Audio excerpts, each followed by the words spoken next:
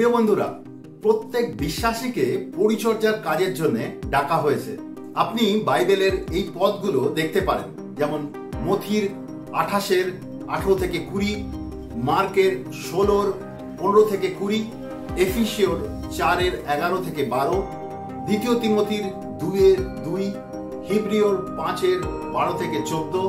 এখন প্রশ্ন হলো, পরিচর্যার কাজ কি কি?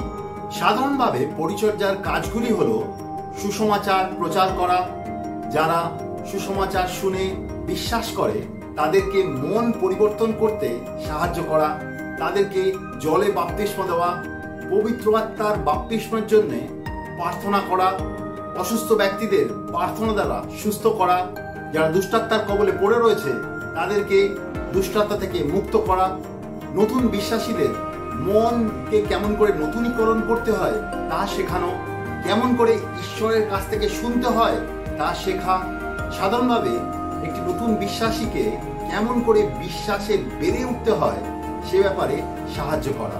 আপনি কি আগ্রহী আছেন এই সমস্ত জিনিস শেখার জন্য? তাহলে আপনার জন্য একটি সুবর্ণ সুযোগ। আমরা 17 থেকে 20 অক্টোবর কলকাতায় একটি শিষ্যত্ব প্রশিক্ষণের আয়োজন করেছি। আপনি যদি আগ্রহী হন তাহলে এই ট্রেনিং এর জন্য রেজিস্ট্রেশন করুন আর এই ট্রেনিংয়ে যুক্ত হন। মনে রাখবেন, আসন সংখ্যা কিন্তু সীমিত।